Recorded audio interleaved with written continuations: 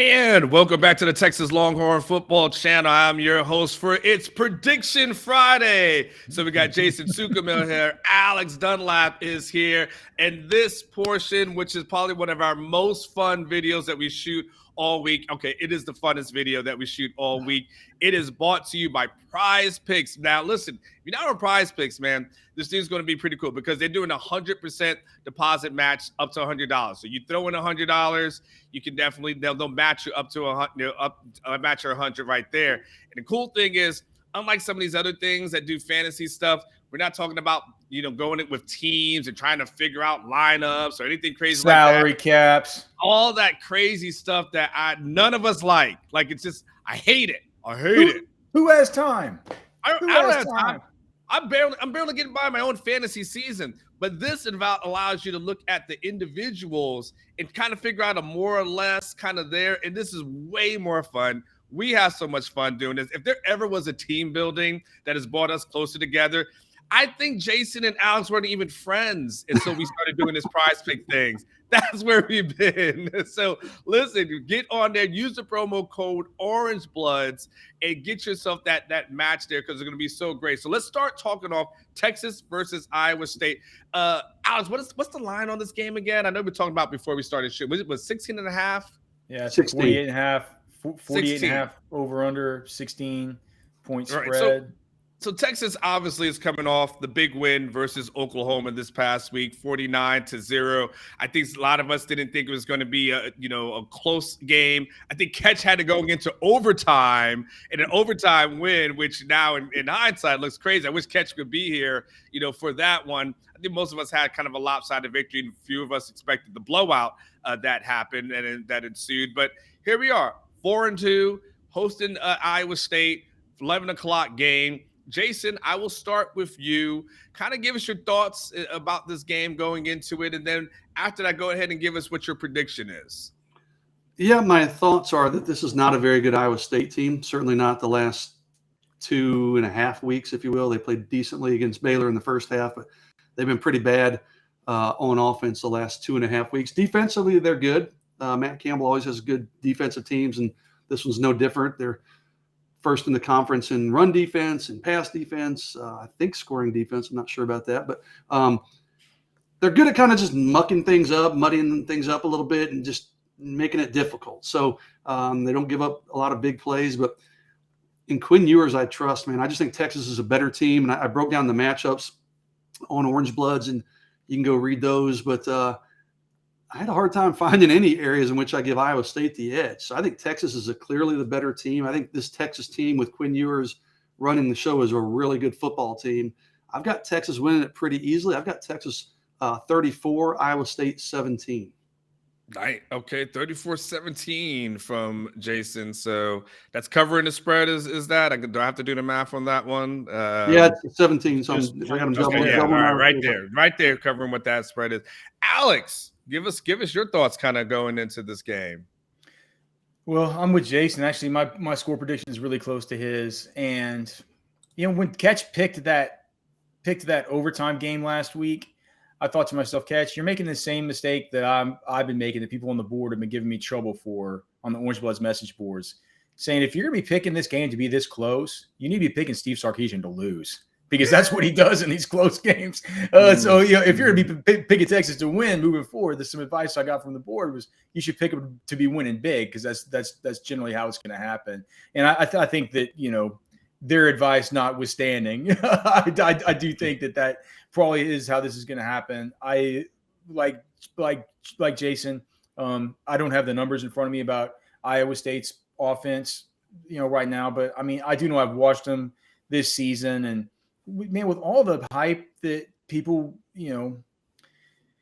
were telling me all about Hunter Deckers at the combine last year, and just for any kind of reference about that there were enough Iowa State players at the combine last year to where I was asking them about what to expect out of Iowa State this year, so I can bring content back for the Orange Bloods people and stuff.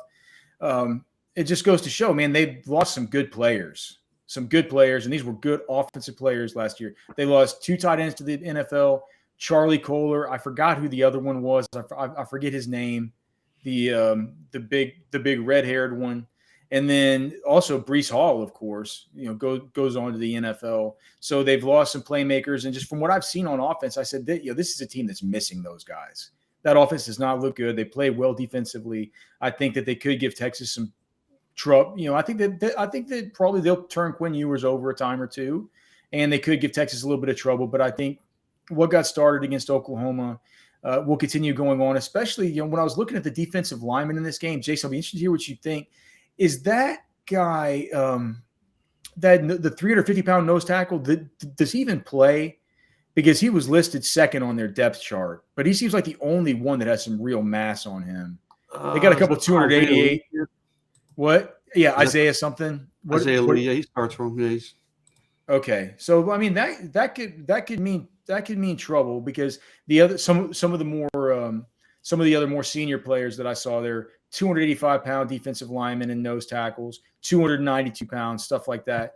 These kind of size guys that we saw versus Oklahoma, where Texas didn't even have any trouble implementing a traditional outside run scheme against them. If there is a 350-pound. Alex, let me jump. Isaiah Lee's 292. I think you're talking about this Dominique Orange cat. Yeah, Orange. Yeah. I don't think he plays very much. Okay, so these guys are.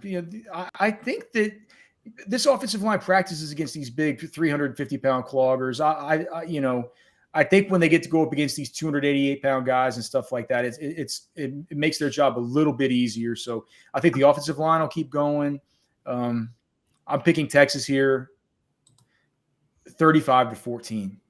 35-14. All right. Well, we're all going to be in the same. I'll just give you my rundown on everything, because I know the numbers, and people will talk about the numbers, and you hear a lot about, Iowa State. They got the number one defense in the Big 12. They got the number one defense in the Big 12. That's what I keep saying. Got to be worried about Iowa State, because number one defense in the Big 12. Okay. Texas is ranked fourth.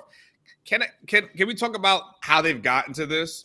They played Iowa. That's all you need to say. They played Iowa. Say, They've beaten Iowa. They've played Southeast Missouri. Don't know where that's located. Iowa, Ohio, Baylor. They beat Kansas 14-11, and they beat Kansas State 10-9. Okay, no, lost to Kansas and Kansas State. Sorry, my bad. I'm sorry, my bad. Lost to those two. Yes, you're right. The 14-11 and 10-9. So we're talking. They've played for essentially nobody. Okay, so it's easy to say certain things, but they haven't really had to play anything. Let's talk about what the flip side of this is. Okay, so right now in the Big 12, Texas is ranked 5th in total offense. You know where Iowa State is ranked? Dead last.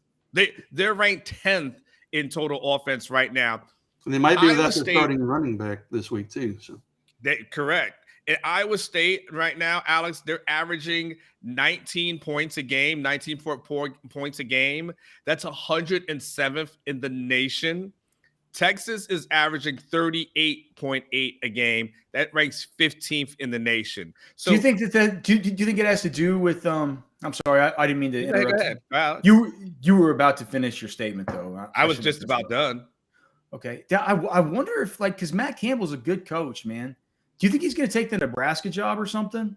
Matt Campbell did the wrong thing, which is he hung on too long, right? Matt Rule did the smart thing. When his stock was the highest, he got out, right? Even though this thing that failed in the NFL, he's got his money, he got out when his stock is high, he'll come back into college. Matt Rule, when he had all those seniors last season, should have been out. And he didn't. And now he's got to settle for like a Nebraska job. So I think Matt Rule will take that job. Because I think he's probably taking Iowa State as far as they can go. I think it's a good job for him. I don't know if a Gary Patterson would be interested in that thing or not. But Matt Campbell, as far as being able to have a position where there's no real recruiting base, you just got to recruit nationally and then try to make the best out of that. That to me seems like a perfect landing spot for him. Yeah, I wonder if maybe it's like he always seems like he's much more on the ball than this, and I just wonder if there's some distractions and stuff behind it. Feels like it might be finally the kind of year. Man. I mean, you mentioned Charlie Kohler. I mean, your quarterback's gone, and that's when you get out. If you're a coach, you got to say, man, if I got all that, like next year is going to be a rebuild. Like if everyone's calling me, I'm answering every call, and I'm out. You got to go while the iron's hot. So for me, the final score is going to be 35-13. I think we're all in the same range. Jason was at 34-17. Alex was at 35-14. I'm at 35-13. So I think we're all in the the 30s as far as Texas is concerned, not really having any faith or confidence in an Iowa State offense.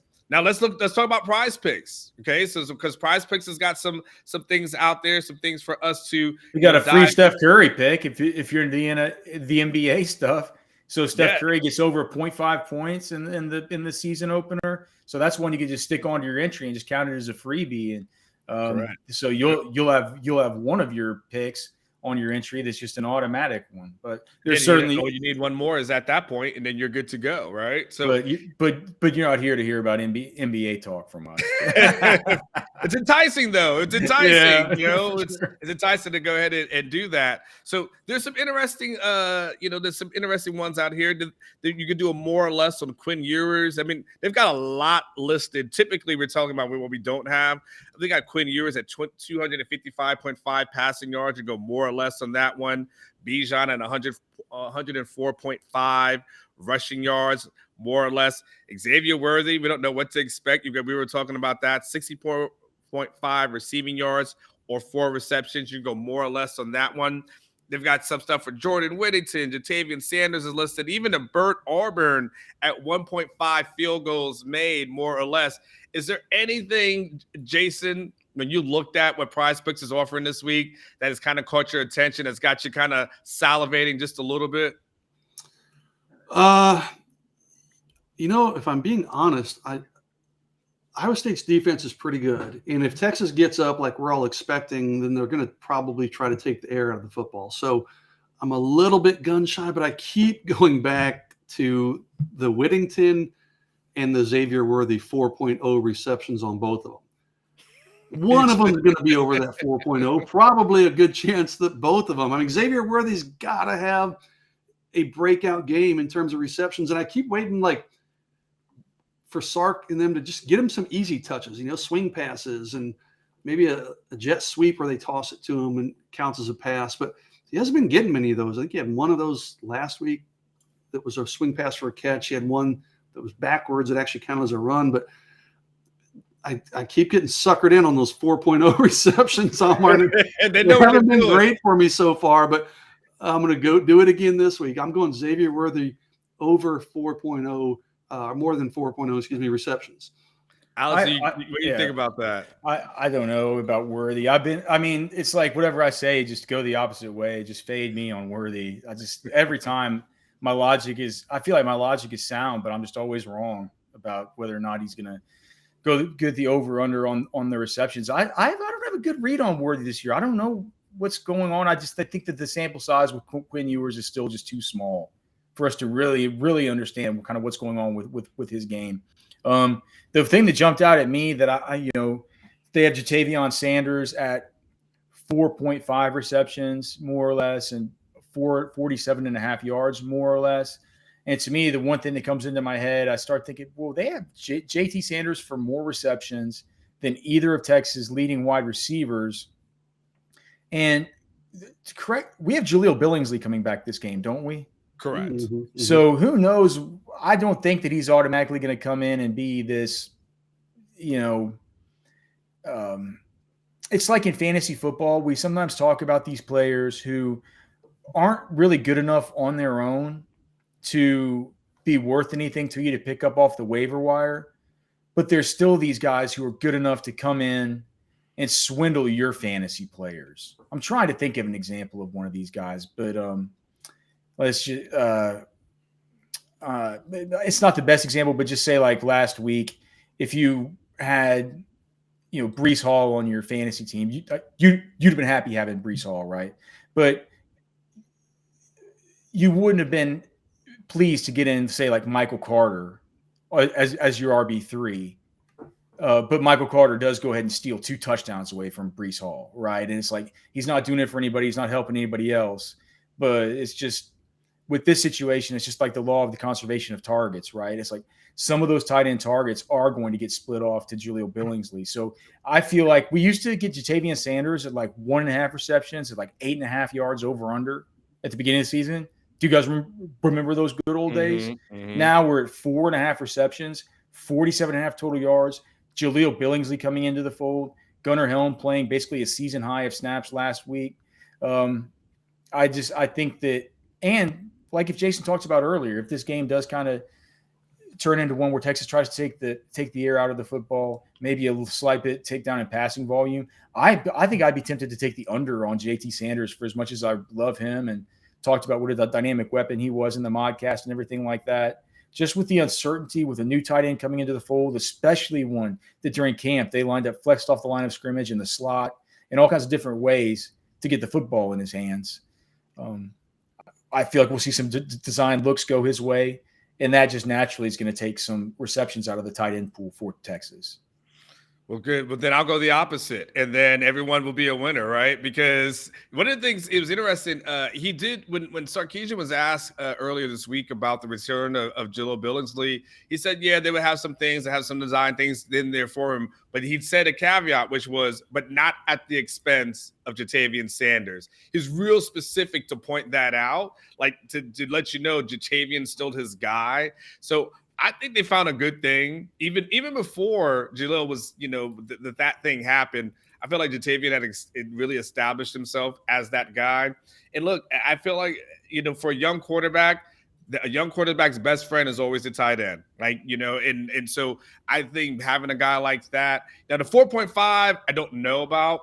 But the 47.5 yards, that one, Alex, is a little intriguing to me because, that could easily just be 2 or 3 receptions for him in order to make that happen. And I would love to see his yards after catch. I know his yards after catch seems to be pretty good. He's not afraid of contact. So I kind of like him. And I'm leaning a little bit, and I'm not quite sure. But from the flip side, the Iowa State quarterback, 240 passing yards. I'm leaning toward, I think his name is Hunter Deckers. Am I correct on that one, Jason? Yeah. 240. I'm leaning a little bit more towards the less on this one. Like I'm leaning more towards this offense is not that good. And and look, they're going to be behind, and so they're probably going to have to just throw the ball a lot. And so there may be, but I also think also some opportunities for this defense to step up. So, but that one, and I tell you one last one. I just want to throw this guys at you. What you guys think about this? What do you guys think about Bijan at 104.5? Always more. There's always more for Bijan. Especially lately, they've made a concerted effort, it seems like, to get in this 100 yards, and keep that streak of 100-yard games going. So, and we think ththey'll probably be running the ball in the second half, right, if they're up. So it's a good Iowa State run defense, but I do tend to – it may be – he may not get there in 12 carries like we've seen him do before, but if he gets a high volume of carries like we expect, I'd probably go more. Yeah, that's a good one. One guy that I just wanted to bring up on the Iowa State side is Xavier Hutchinson. And I was asking Jason about, for some reason, he's not really popped off to me when I've been watching Iowa State, but from what Jason says, one of the leaders, receiving leaders in the Big 12. And I don't have the bandwidth to watch every single play from every single crappy team in the Big 12. Not to say that Iowa State's crappy, but 22 fantasy points. I mean, 8. Are we being serious? 8.5 reception over under for this guy. 8.5 receptions. I mean, who does he think he is? Miles Price? But here's the thing: like, how many? Because I asked Jason, he said Xavier Hutchinson's this big 6'3", big bodied kind of guy. They're going to put Ryan Watts on him. He's going to move. Ryan Watts will shadow him.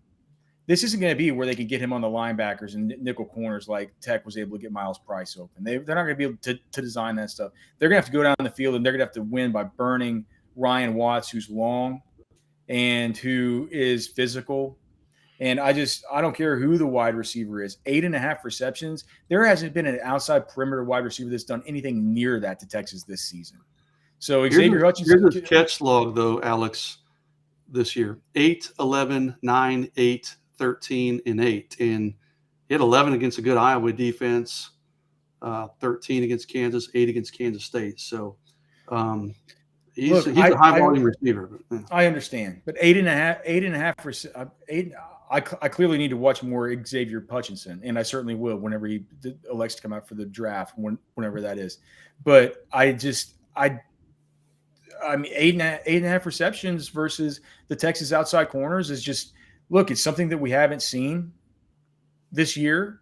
Like Blake says, he has at least 8 receptions every game so far this year. Well, that's fine. 8 still wins you on the less, right? And at some point, he's going to have his worst game of the season. Why not have it come against a secondary for Texas? I mean, Deshaun Jameson's only allowing a 30% completion percentage whenever he's targeted. Ryan Watts is only allowing a 50% completion percentage when he's targeted. Are you telling me that Iowa State run offense rather that probably, I think, or maybe is not going to have their running back? It's a bad running game without him. So if you're Texas, don't you just try to take Xavier Hutchinson out of the game? That's really only concern. Right? And is Iowa State going to give him 16 targets? No, I'm sorry, 17 targets would get him on Ryan Watts would get him to 8.5 receptions if we're basing it on the coverage percentage when clearly targeted that Ryan Watts has had. Like, they're not going to throw at 17, 18 targets at this guy. So I think that 8.5 receptions is a clear under for me. All right. Anything else that strike? Let me just throw this at you from a conversation, and we don't have to make a thought or prediction. But Quinn Ewers at 2, this will be the last one, at 255.5 passing yards, or Quinn at 20.5 fantasy score. Would that move the needle for either one of you guys? I'd be inclined to take the fantasy score just because, or I'm sorry, the passing yards, because with the fantasy score, what have they baked in there? 1.5 passing touchdowns. Well, I just, touchdowns are undependent. I think, 255 receiving yards would be 10. 4, 8, 10. And so they're baking in 2 touchdowns. Okay, well, either 2 touchdowns or 1.5 receiving touchdowns and about 25 yards on the ground, whatever. So it's kind of like 1.75 touchdowns, I would think. But if you're counting on those, then I would say that there's always a chance of getting the ball to Jordan Whittington, him going out of bounds at the 4-yard line, and then just handing it off to Bijan or Roschon or something like that. So that the fantasy score accounts for that touchdown getting into the end zone via the actual reception. So I think, 255. Quinn should do that. So I would say that I would like the more on that, but as far as taking the more on the fantasy points, I feel like it's a little bit more risky. What about you, Jason? I would probably take the yards because you also have interceptions or negatives in the fantasy score. He did have 28 points last week, but what did he throw? 4 touchdowns last week? Yeah. Oh wait. God. So it's only 4 points for passing touchdown. 4 points for I think so. Oh God. So it's more than 2 then that they're projecting for him. Yeah, passing touchdowns are 4. Yeah, exactly. So they're projecting 2 for damn near 3. So it's like depending on how many rushing yards they have him for. So yeah, man, I'm not taking the fantasy score. There's too much opportunity for other guys to score on the ground in this game. Yeah, I would tend to agree with Alex. I'd take the more on the passing yards than I would the fantasy score. But this is a tough one for me to predict Texas offense against a really good Iowa State defense. So I don't feel great about any of the Texas offensive selections or entries, to be honest with you. But I would probably lean more on the on the passing yards. All right. Well, listen, you heard what we had to say. Now you let us know what you think. Go down in the comments section and tell us, first of all, give us your score prediction as always, and all the other things that we talked about as far as Quinn, Jatavian, Bijan, Jordan, Xavier. It might be one of these weekends where Xavier Worthy finally goes off, and everyone who's been going against, now all of a sudden leads the season with 8 receptions for $180, and when you're saying like, dang it, this was the week that is finally going to happen. We don't know what's going to happen, but we should definitely see you soon. So, hey, we'll see you next week. Put your stuff there. By the way, make sure you hit like, subscribe to the channel if you haven't done it for more fun content that's going to be here. For Jason, for Alex, and for Catch, who is somewhere. And we'll talk to you guys soon. And remember, sign up for PrizePicks, 100% deposit match. Can't beat it. Orange Buzz is a promo code. You guys take care. See ya.